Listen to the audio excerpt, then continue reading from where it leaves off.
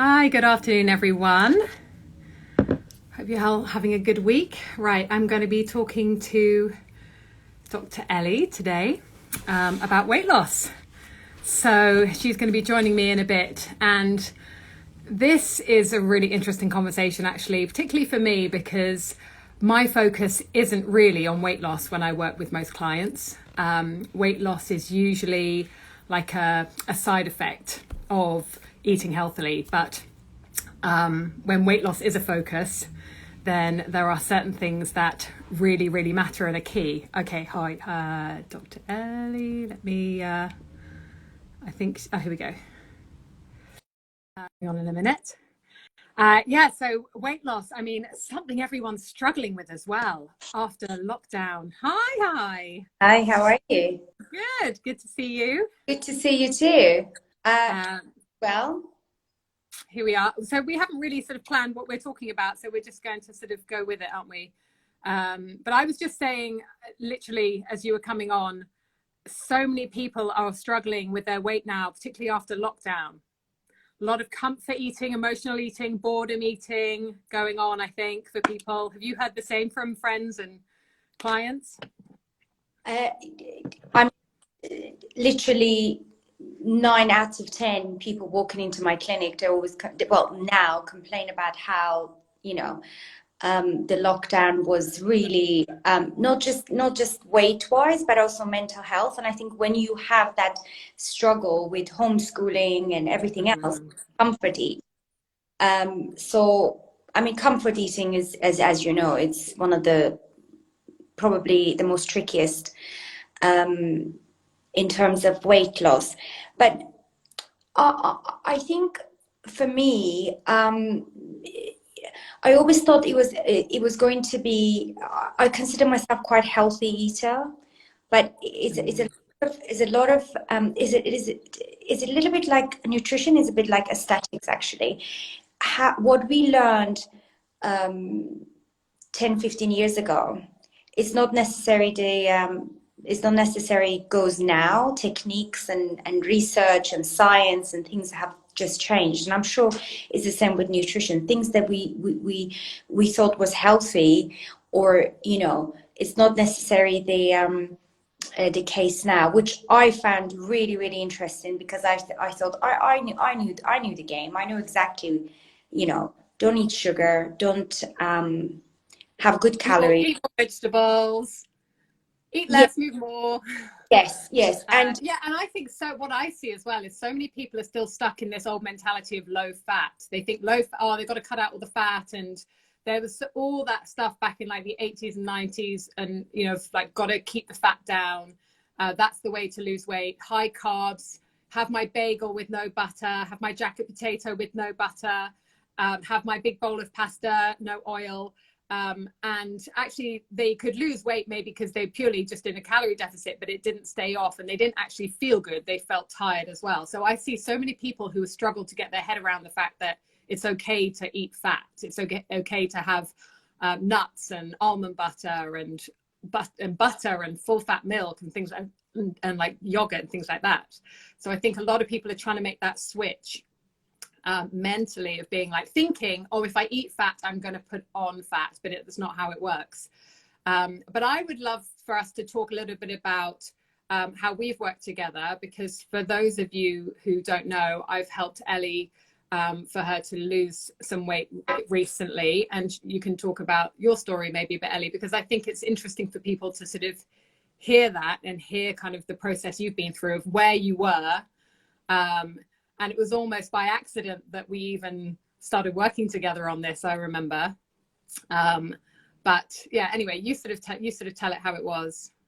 I found, I mean, like I said, I thought I was quite a healthy eater anyway.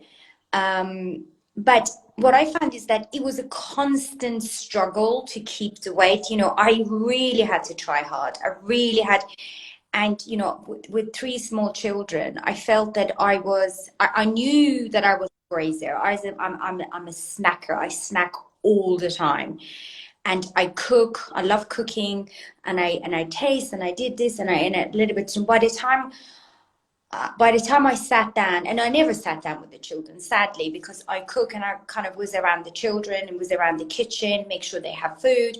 But somehow I just not sitting down. By the time the food was served in front of them, I had actually snacked my way. So I was full up. It was never a meal. Now, I had a few concepts that was engraved in me that I knew. Eat small and often. So I tended to have, I mean, sometimes even once every 2 hours, once every 3 hours, once every hour even. You know, I had a small little snack, healthy snack. It could be, I don't know, a few pieces of celery with a little peanut butter on it. Like I was like, I eat healthy. I'm a healthy eater. I move a lot. I was small anyway, smallish, but I feel like, and it's also about what I've learned with you is really, actually, I'm so excited about this, by the way. Can you tell? I'm like, wow.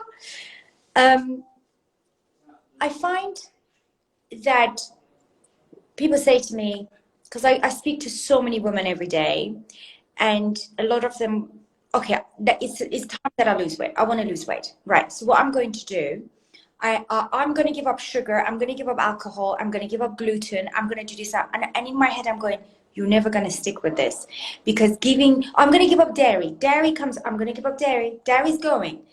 I'm cutting down, no carbs. And in my head, I'm always thinking, well, that's just not sustainable. If you work or if you have children, that sort of mentality that is just you go for it and you give all of that up. Well, what I love that when you and how did we start? How did we come? I think. Can I say it? Because I remember the story. I remember how it went. Yeah. It was literally you had a new dress, and it didn't fit. You had a new dress in a size that you should have fitted into, and you couldn't fit into it. Was it beginning? And you're like, oh, I just need to lose this weight and so on. And I was like, well, I can help you with that. Yes, and you said to me, okay, this is what we're going to do. It's a 2 weeks program that I'd like you to follow. I was like, yeah, fine. I need a focus because, we were locked in. I was like, from going 100 miles an hour, I suddenly had no purpose. I need a project. I was like, okay, fine. This is fantastic. Let's do it. And then I started to kind of read it and research it. And I'm like, this is complete. What? I can have carbs. I can have bread with every meal. Are you insane? Are you sure? I was never hungry with it. I am not very good with being hungry. I hate being hungry. I get hangry. I can't do that. So that's what I loved about it. It was supposed to be 2 weeks, but I actually loved it so much that now this is what March, April. I can't even remember now. It was a long time ago. I'm still doing what I'm doing because for me, application of that, it was a lifestyle, and it was for me, it was life changing. But I think that's the thing. It's what you're saying is like, yes, it's a 2 week program, but actually what it gives you is like that framework, that structure, that understanding. And once you've done those 2 weeks, you don't want to stop almost. It's like, yes, okay, there's going to be some flexibility within that ongoing. Yeah. It doesn't have to be follow it for the rest of your life like this, but it's the fact that you keep that main components of it in place. And that's like how I know, because I see your pictures of what you eat. We talk together, but I know that whole sort of foundation is now set there, and that's just how you're eating, and it's just become the new way of eating, your default, your like habit of what you eat now. I think I also actually thought there was something quite fundamentally wrong with me in terms of being hungry. Why am I always hungry? I'm always hungry. I get hungry every 2 hours. I get like even less than that. I need the fridge is opening. So now I know the reason is that even you eat because you eat so often, it's the blood sugar. And I want you to talk about that because that is the fundamental, the key of everything that I've learned for the past few months from you is that I don't want to call it fasting because as soon as people hear the word fasting, they go a little bit panicky. Oh, I can't fast. I can't be hungry. But it's actually a lifestyle, like we talk about, and is that keeping the level Yeah. still, and that is the key. Because now I haven't done anything different, but now I just don't get hungry because I don't temper with that system. I leave that. Talk to me about that because I'd be rubbish at that. Tell me. You are, well, no, that you're absolutely right. That is the basis of it, is that the fact that when you dial in your meals and get that right, when you get your nutrition properly lined up for your breakfast, your lunch, and your dinner, you don't need to be grazing all day, and you don't feel hungry between meals because you've eaten a sufficient amount at that meal, and it's been the right types of foods that actually keep you full for longer and balance out your blood sugar. So it's doing all these different things at the same time. And so many people that I work with actually have even forgotten what it's like to feel hungry as well. There can be the other, it's because they hate to feel hungry that they're eating all of the time. And that puts their blood sugar levels out as well. It's about the blood. It's all about the blood sugar. It's all about blood sugar balance. It's literally blood sugar balance is your nutrition 101. It's what I cover with every single client. And that's the key as well to things like, because I remember at the time as well, you had an injury and you had some inflammation that we needed to address. Yeah. And what I love as well is not just the fact that when you eat this way, it helps with your weight, but it also helps with other things like hormone balance and inflammation. So I remember as well, it really helps you with healing because it helps bring down the body's inflammation. And I know we also use other supplements and we did some extra things there. But really, this is the key as well to any kind of inflammatory problem. And actually being overweight, being very overweight is an inflammation issue in itself. And so you've got to kind of address that inflammation in order to bring weight down and keep it off, right? People love the idea of losing weight, but they don't always keep it. They do it, lose the weight, but then it comes back on. Everyone wants to keep the weight off. That's the whole point. So I think that's for you, is that we'll talk about that in a minute, but it's sustainable. But that blood sugar balance is foundational. So let me talk a little bit about that. So with the blood sugar balance, it's about making sure you're getting the right food. So making sure you're getting the right proteins or enough protein, making sure you're getting fiber in, avoiding those foods that do tend to spike your blood sugar, which are the obvious culprits, the sugary, refined carbohydrates, the crisps, the white potatoes, the pasta on its own. So talking at the beginning there about people eating big bowls of pasta or jacket potatoes or toast with no butter or bagels. I mean, bagels send your blood sugar levels off the charts. Do you remember the scenario with the sweet potato? Is one of my favorite things. Yes. Sweet potato. And I have to interrupt you there. Sweet potato, healthy, great, Yeah. It was allowed in my list, but that will send me crazy in terms of, and I didn't know that that's what it was. That was my last meal of the day. And this is what I mean with the knowledge and the science of things. I mean, what can possibly go wrong with potato? That is like, it was like having a Snicker bar, because an hour later I could just eat a whole cow. I was so hungry.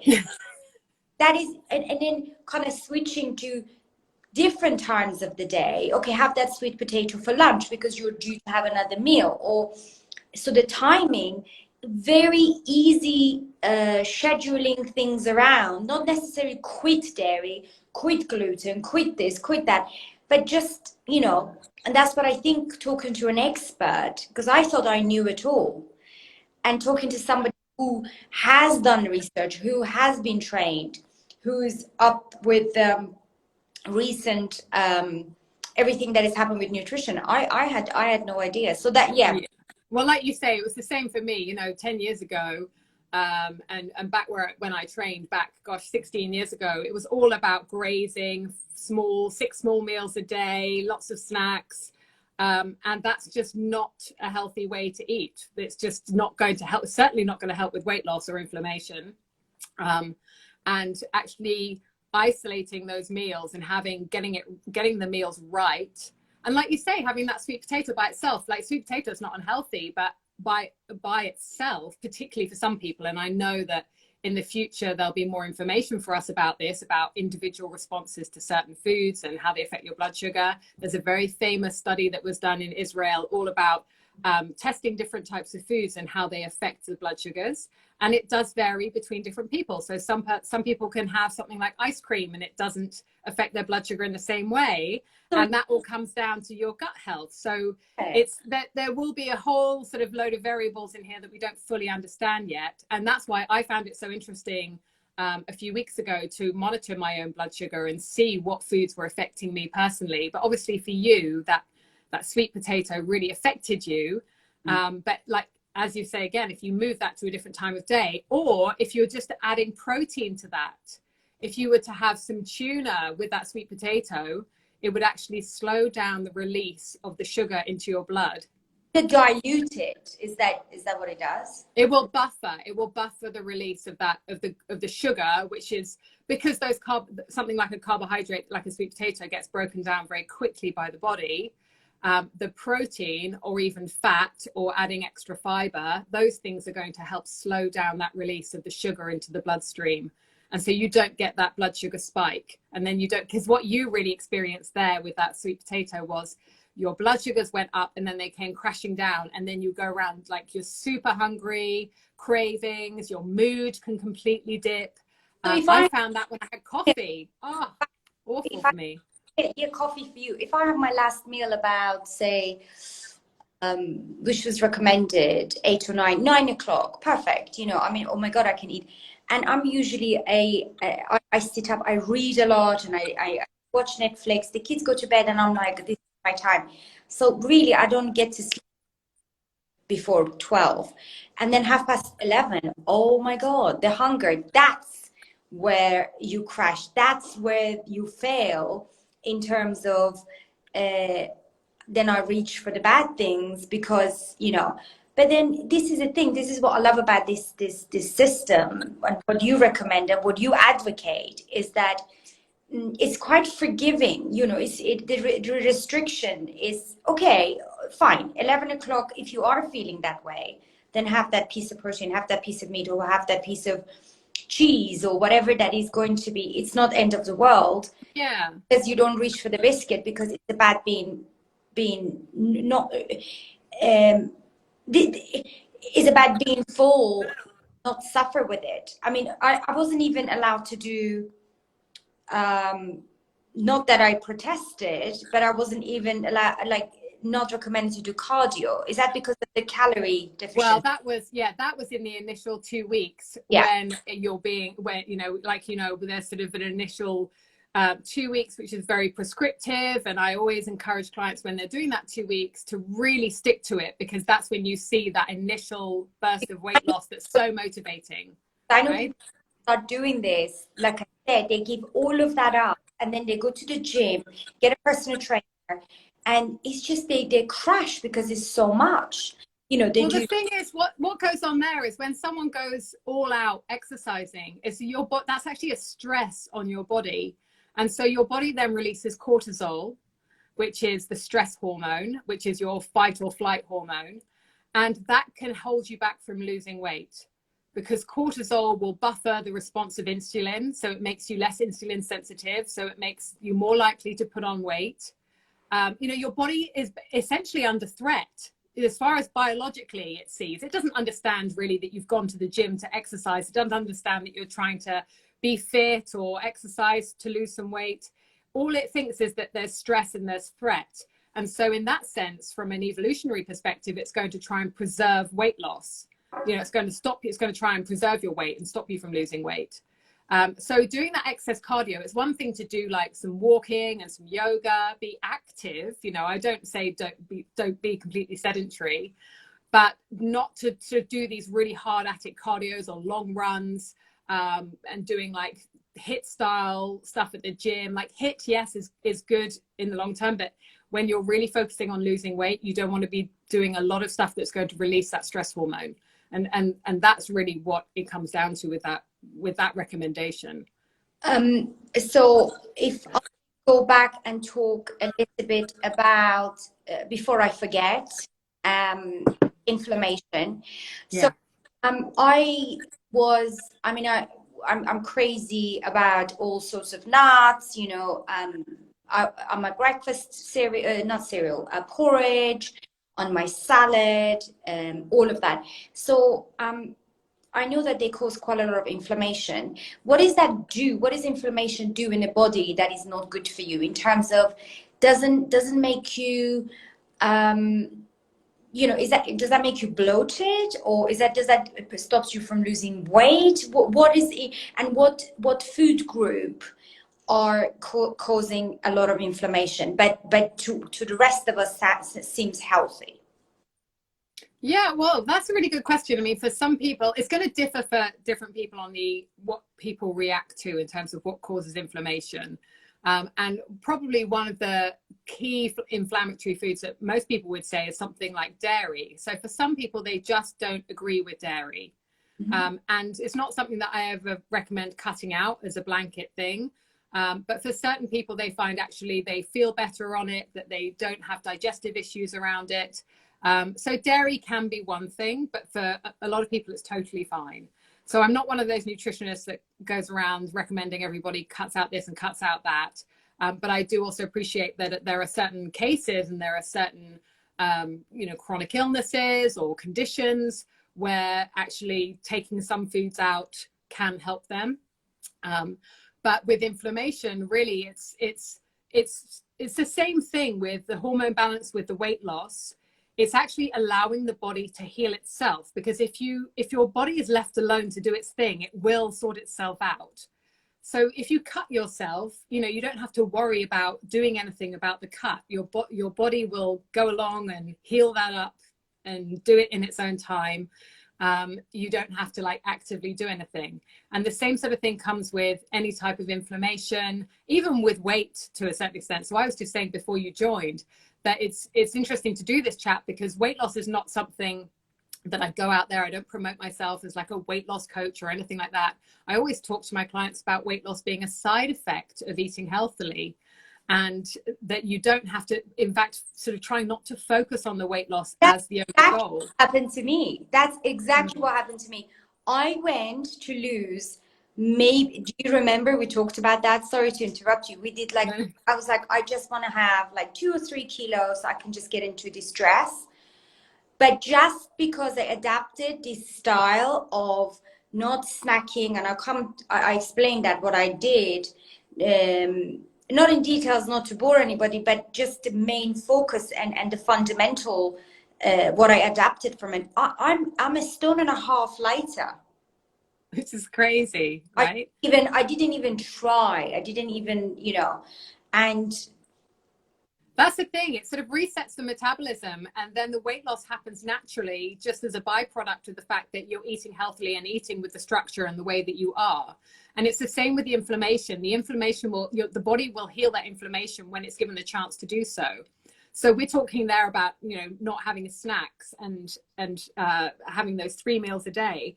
And then what happens in the time when you're not eating is that your body is able to go around and scavenge up all the rubbish and basically all the inflammatory compounds that are in your body that it wants to heal and get rid of. So I had a question actually from a few people were asking me, can I talk about intermittent fasting? And what did I think about fasting? And I think that's a really good question, because I think there are a lot of people who, it's a really big thing, isn't it, at the moment, the fasting. And for me, I wouldn't be someone who would promote the 5-2 diet, where you're doing 5 days of having normal eating and then 2 days of having super low calorie, like 500 calories, which is nothing. I'm not a proponent of that. I think that's not sustainable. It's not. And I've seen people lose weight on it, but then literally within months, they're just back. They put that weight on and more again. So I'm not a proponent of doing that form of fasting, but I do believe having those breaks between the meals, leaving gaps between your meals and not snacking, which which isn't intermittent fasting, but it is giving your body it's like fasting in a way, because you're literally giving your body a break from digesting all the time. You know, digestion's hard work for the body. Overwork. It's overwork. Yeah. So your body can't go and do all the important things of detoxifying. And people want to detoxify, but then they think they need to eat a load of food to detoxify. It's like, no, your body will naturally detoxify. You can support it with the right food. Digestive system alone to do what you do. Yeah. Don't put, you know, even like juicing, even things like that. I must admit, at first, I'm not going to lie, the hardest thing was not snacking between the meals. I found even my fingers were going like all to my, I was cooking, chopping, and so much of it is habit. It's just like, it's breaking that habit of needing to sort of snack all the time. I don't even think about it. I don't think about it. Chopping. We chop, we make salads, we do constantly.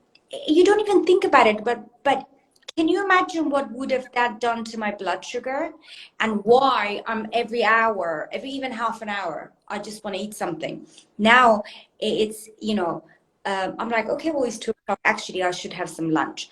And I yeah. So that was at first, but your body adapts, right? Yeah, absolutely. And it's that mindless eating can so much get in the way. Like we think we're eating healthily, we think we're eating all the right things, and we're like, oh, why am I not losing weight? And actually you're eating all of these other things, but you don't even realize half the time, because it's just this completely mindless, off the charts eating where, oh, actually, if someone had followed you around all day and written it down, then you would have eaten like twice as much as you thought you had. It's a piece of carrot. It's a vegetable. But wrong with it. But it's that, you know, you're right. Put it in a little plate. It probably will be. Yeah. And for a lot of people, it's not just eating some carrots before a meal. It's the biscuit here, or the crisps over there. Someone's asking, what about 16/8 fasting? So while we're on the topic of the gaps between meals and the fasting, 16/8 fasting it can work for some people. I would advise it with caution. The problem being that for a lot of people who do 16/8 is that they fast for that 16 hours.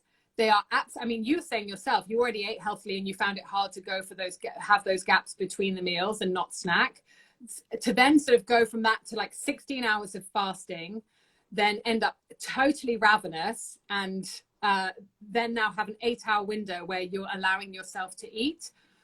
A lot of people then just go and see that as an 8-hour feast of like continuous eating, and then wonder why they're not losing weight and why it's not working. Psychologically, you're like, okay, so this is it's almost like cheat days, you know. You kind of you know, it's my cheat day. I'm certainly not something I would advise for anyone who's got any type of eating disorder or history of binge eating problems, or it's definitely that fasting is not suitable for anyone who has a problematic relationship with food. So it can, you know, yes, it's to do a 16/8 fast from time to time from more of a health point of view. It's good for the body. It's good for something called autophagy, which is where basically your body's immune system goes around and does a nice cleanup. So that can work well, but you've really got to approach this with caution. I wouldn't sort of, again, blanket recommend 16/8 as just sort of as a weight loss strategy. And I think probably what you've realized, well, you tell me if I'm wrong, but I certainly know all the clients that I work with who do this same program, is realizing that it's not like you have to skip meals. Like, so many people think, oh, I want to lose weight, right? I'm just going to skip breakfast. I won't eat. I'll fast from like 7-8 o'clock at night until 12 o'clock the next day, and really find that very, very unsustainable, but try to do it anyway. And you don't have to skip meals. You can lose weight while actually eating regular meals, right? So yes, correct. And also the fact was that what I loved about, I mean, the fundamental for me was that kind of not eating between 5 hours. That was hard enough. I thought personally at first that was really hard. but also, do you need to what I love about it is that it's quite a simple concept. It's not like, you know, your portions obviously need to be smaller, and certain, you know, and in the hours of it, and what you eat, like the blood sugar, and understanding why certain food, and Yeah. but also the fact that, you know, I saw bread as the enemy. Bread was, Yeah. and I know that, you know, I was lucky because I loved rye bread, and I was allowed to eat rye bread, which it's really comforting and is really filling. So for me, that was quite shocking in terms of, okay, I lost that much weight and I still was eating that much bread. What would you say? It's quite interesting. I really would love to know your opinion about carbs. Are the carbs the enemy? I mean, we've learned that there are bad carbs and there are good carbs. So why was I allowed to eat bread? How was that? Yeah, well, no, carbs are not the enemy. And again, I think so many people go, right, I need to lose weight. Let's do keto or let's do Atkins. And they go all out on this diet where they're completely cutting out carbohydrates and feel dreadful, feel constipated, feel moody, aren't able to go anywhere or do anything because they can't have a social life, because they couldn't possibly accept that dinner invitation or go out to a restaurant or whatever, or eat with the family because all they're eating is meat, or, you know, and not like nothing else, and can't have this and can't have that. So carbs are certainly not the enemy. Of course, yes, there are certain carbs that are not going to be helpful because they're going to spike your blood sugar levels. And they're the obvious ones. They're the ones that I think would be common in any weight loss program. So not having the muffins and the cupcakes and the cake and the biscuits and tons of chocolate and all of those very sugary, very quickly processed foods in the body that are going to spike your blood sugars. And I think what you found, like you're saying, is although it was more challenging at first to leave those gaps between the meals, actually now it's very easy because your body adapts to that and you're giving your body enough fiber. Now with the rye bread, it's really high in fiber. So it's great for your gut as well. You know, just talking there about the science, the link between the gut health and weight. So we're actually feeding the gut with good fiber. So you're supporting your gut balance, which ultimately in the long term is going to help you maintain your weight and be healthy. You help your immune system and so on. And it keeps you fuller for longer, that fiber. So that helps definitely to be able to have that for you to go longer between the meals. And we need those carbohydrates for energy. So whilst I was saying, yes, you wouldn't want to be running around doing a ton of cardio in those first couple of weeks, that's not something that is a forever thing. And you want to be able to have those carbohydrates because they're the quickest form of glucose for your brain and for your body for energy. And I think that's one of the main things that people find with this program. One of the main benefits is that they have so much more energy. They sleep better. They wake up feeling more refreshed, which is just, you know, amazing to feel. When you feel that good, you don't want to stop feeling that good. No, and I think you know, my skin just completely. I feel when you graze and when you snack, and I think another thing that I find is that I don't I mean my body is not exposed to so much toxins in terms of the constant grazing, and I I think I was more obsessed with the calories, things to eat less calories, even fruit. You know, I was quite scared of fruit. I'm like, okay, well, is natural sugar, but it's still it's fruit. So keeping my weight under control. But now I'm have no problem with my meal, have my fruit, which is a whole new door has opened to me, because it's actually great for my sweet tooth that I have. If I have a huge, lovely piece of a juicy peach, that actually satisfy my sweet tooth as well. So for me, yeah, and again, in that you're getting more fiber in from having whole fruit. You're getting all of those nutrients in and antioxidants, and then like you say, your skin starts to glow and your hair is like nicer and all of that. Like in the skin, that's without a doubt has been the biggest transformation. And I don't know what that is. And I think it's, I must, because I'm quite, the meal situation is kind of regular. And I also get, because I have a meal, and by the time the meal comes, I'm hungry. So I sit down with the children, which is great. But I think I also have, my skin looks better, much, much better. Because my digestive, I mean, is that a connection between Oh, for sure. Oh, of course. Yeah. I mean, the gut is like the root of all health. Yeah. And so when your gut's in better shape, then it's going to show on the outside as well. Yeah, exactly. But I just think that you just get into a virtuous cycle with it. And like you said, for you, it's just, why would you not want to eat this way now? You want to keep all of that main sort of framework, like I said, in place, because it feels so good to eat this way. And I think a lot of people really struggle because they're sort of stuck in that, you know, they want to lose weight and they're eating crap and they're feeling rubbish and they get sort of stuck in that. Whereas I think that's why it's so good to have these 2 weeks of going, right, I'm really just going to stick to this for 2 weeks, because it just breaks so much of that cycle. And then you start to get your energy back.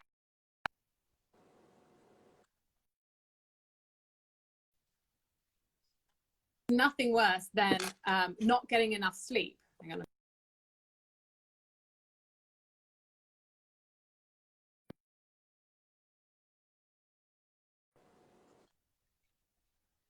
So it doesn't ring. So if there's nothing worse than not getting enough sleep, you know, when you're tired, then it's so hard not to reach for that sugary, quick energy food. I love to have, I mean, this brings me to I'm going to have to book, once we finish with this, I want to have a session with you, hopefully next week, if you're happy with that, to talk about supplements and sleep.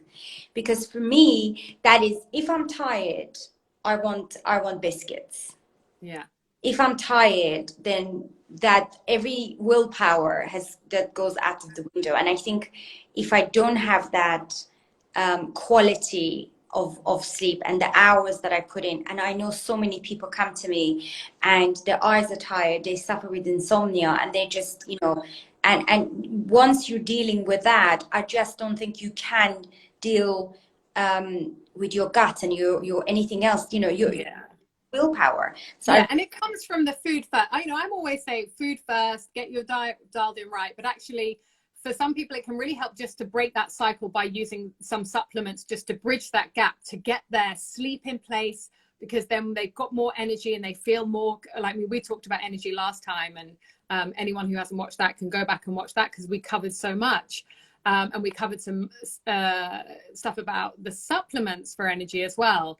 But you can get your sleep in place. And it's some of the things that I talk about foundationally with clients before they want to lose weight, before they want to even start thinking about changing their diet. It's like, right, get enough sleep in. When you don't get enough sleep, not only are you going to reach for the sugary foods, it's going to be so much harder. You're not going to have any ounce of willpower because you're so tired.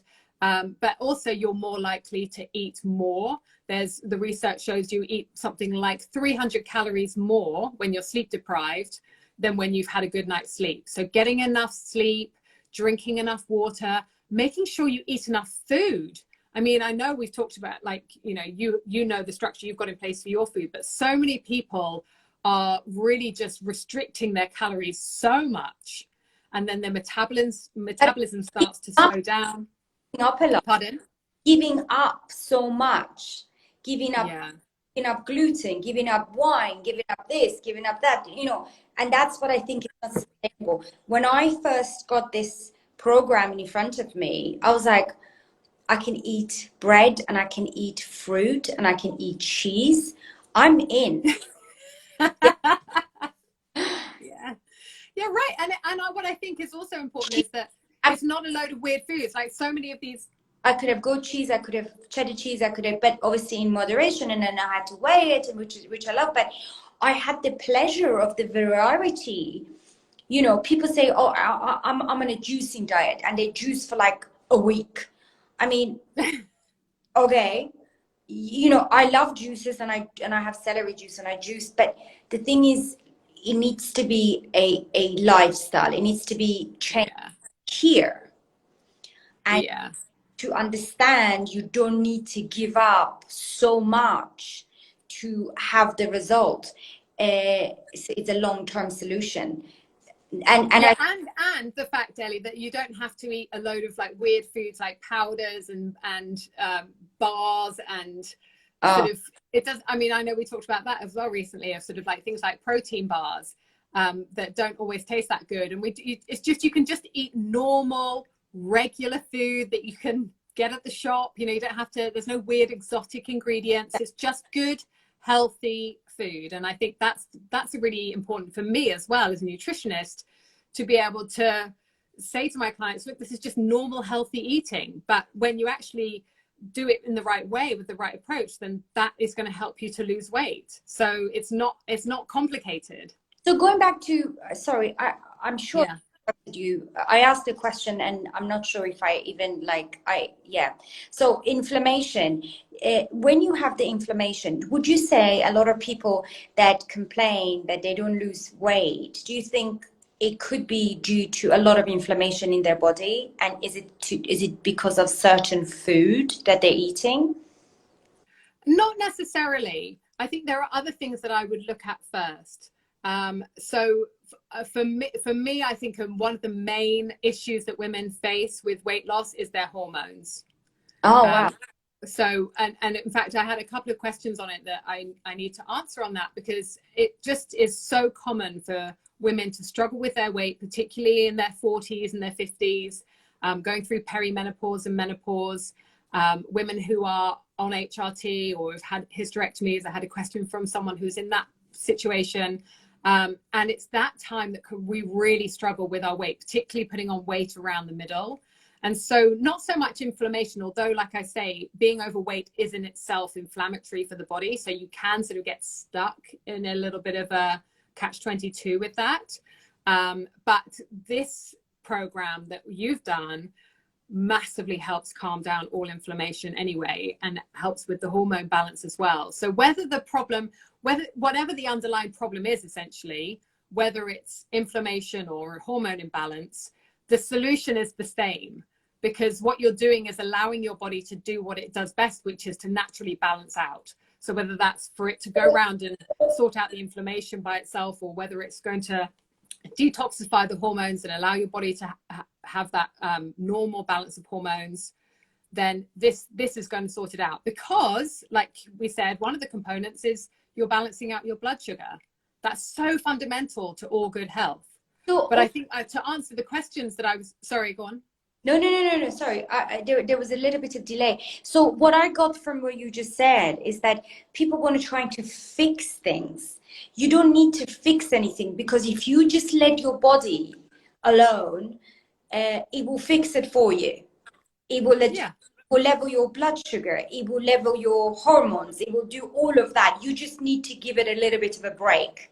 So, I mean, the whole idea of, I don't like the word fasting because it's scary. And for me, like, I don't like to be hungry. And when somebody says to me about fasting, I'm like, I can't do that. But really, it's just that kind of not snacking and giving your body time to do what they need to do. And the body is the best healer. You know, the way that your scars and everything else heals, whatever is happening inside, it will do that for you.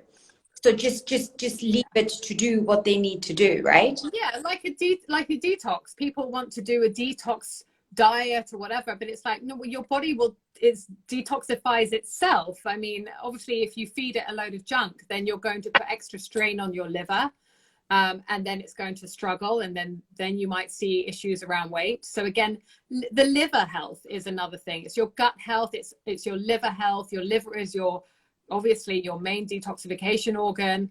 And if it's too busy trying to detoxify excess alcohol and really heavy, fatty, cheesy meals and things like that, then it's going to put weight loss on the back burner. Weight loss is not the priority for the body. The body is designed to keep maintain and put on weight, not to lose weight. That's a survival mechanism. So what we need to be doing is supporting the body to lose the weight naturally by helping our function of our liver, of our gut to work properly. That's why getting enough fiber is going to help the digestive system work properly. So you're eliminating properly. You're not going to lose weight if you're constipated. If you're on some Atkins diet or keto diet that constipates you, you're going to end up feeling rubbish and the weight is going to stall. And the other, you know, with keto, the other thing is that you just end up eating too much. I mean, there's undoubtedly a calorie equation here. You know, there has to be an element of a calorie deficit in order to lose weight. And with keto and things, often people make the mistake, or even just eating healthily generally, people are eating like too many avocados or too many nuts. Oh yes, all healthy, but way too high in calories for the amount of food you're eating. So of course, with weight loss there, we've got to look at calories as well, but it's not just about calories. It's about the quality of the food that you're eating, so that you don't feel hungry. So you're actually supporting your body to be healthy, and your body as a self-healing mechanism is going to lose the weight as a byproduct of that. So I know for you, you know, it was all about, you know, I want to be able to lose this weight. And I have a lot of clients who come to me, they just want to lose weight. But I always, with this program, I will always take on clients very carefully for it, because it's not something I think that's suitable for everybody. Like I say, you know, there are certain people who it wouldn't be suitable for, but you came with the right, I'm going to do this. I'm going to take it on. I'm going to embrace it. Tell me what to do. I'll follow it. And as a result, you had all the benefits, not just the weight loss, but all the benefits that came with it, which is amazing. And it's quite, you know, it was very well adjusted to the children, because they actually enjoy me sitting down with them. And I think also having, I can't tell you, I mean, I know it sounds really bad, but because I was trying so hard to always keep the weight under the control, I don't remember, like, except for the occasional berries for breakfast in you know, on top of the porridge or the yogurt, I actually was like, I was scared of fruit, because I thought fruit was just too sugary, and that's something that I needed to. And now I enjoyed, like, you know, going into the fruit basket and eating the fruit, just not between the meals. Just the blood sugar, like, you know, so that I felt like it opened a whole new doors. And I think what that break does between meals as well, just going back to the hormone balance question, that in fact there's a few people that ask me about it, because they say, you know, obviously you get, as it's that tummy, it's that middle section where particularly in our 40s and 50s, we start to see the weight go on around there, and how can I lose that tummy weight? I had a few people asking me that. And it's that gaps between meals that can really help, because that's really helping balance out the hormones again. And not just hormones. This can be a question of estrogen dominance. So we can get into issues around balance of estrogen and progesterone. And that's, as we go through our 40s and into our 50s, we do tend to have more estrogen, not because we have excess estrogen, but because our progesterone levels are lowering. So estrogen dominance can be a problem for a lot of people. And actually, what the foods you're eating and the spacing of the meals really helps support that hormone balance. So and what happens, you say people who go through menopause or about to go through menopause, is it harder to lose weight? Yes, definitely. It definitely gets harder. And there are various reasons for that. One is our bodies don't require quite as many calories as they did when we were younger. So we're still eating the same amount as we were like 5-10 years ago, and we don't need as much food. But also because our hormones are starting to get out of whack. And what happens is progesterone lowers. And so that causes something called estrogen dominance. And then also just the level of, so estrogen is an anabolic hormone. So it promotes weight gain. So if you have an imbalance, an excess of estrogen relative to progesterone, then it's going to cause your body to put on weight and make it harder to lose weight. Then there's the fact of our muscle mass starts to deteriorate as we get older. So we need to be doing things to build our body composition, to help build our muscle. That keeps our basal metabolic rate higher, helps preserve our bones as women as we go into our 40s and 50s. So the muscle burns more fat at a resting state than fat does. So when that starts to get out of whack as well, then we find it harder to lose weight and we're more prone to gain weight. And then the third factor would be your cortisol levels. So stress. I mean, how many of us in our 40s and 50s are experiencing huge amounts of stress in our lives? And obviously recently, just this year, huge amounts of stress for people. Is it true the stress is because of the cortisol level? Every time your cortisol level goes up, every time you stress, it's almost like you've eaten a Snicker bar. So Yeah. so hold on. So I'm constantly on a run and stressing. You know, I'm a lot better now, but have I got no chance? Like, how does that? How do you counteract? Because it's easy said and done to say, okay, don't stress. Yeah. Just Well, meditate. what do you do? I mean, I know there are things you do for stress, but people who do stress, I mean, you know, does that mean that they're screwed now? They can't lose the weight? Well, no, that's not true, but you can help mitigate some of the effects of that cortisol. So by balancing out your blood sugars with the food that you're eating, obviously you're supporting blood sugar balance as much as you can through what you're eating. So then if you do have a release of cortisol because of stress, I mean, cortisol is obviously, we need it. It's naturally released, and it's naturally higher in the morning, and then it goes down throughout the day and it's lowest in the evening. So it's normal to have sort of a higher cortisol in the morning. It's not that we don't want to have cortisol, it's just not to have excessive amounts of it, and for it to be released all the time.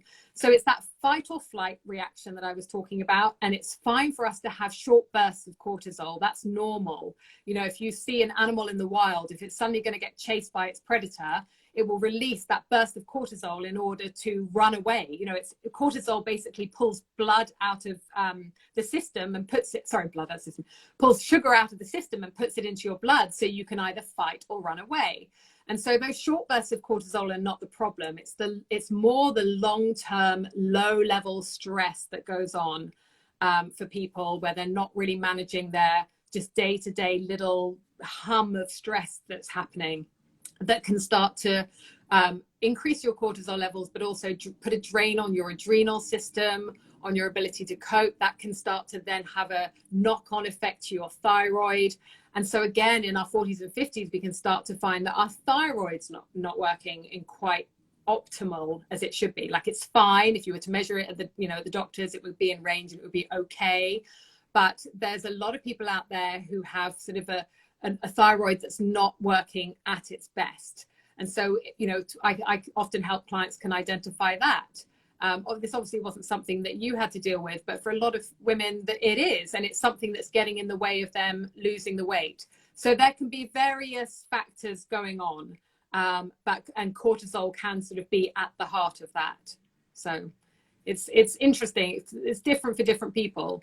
But again, getting it back to the food in the first place, you get those foundations locked in, and it's going to do so much for you. It's going to sort out things across the board.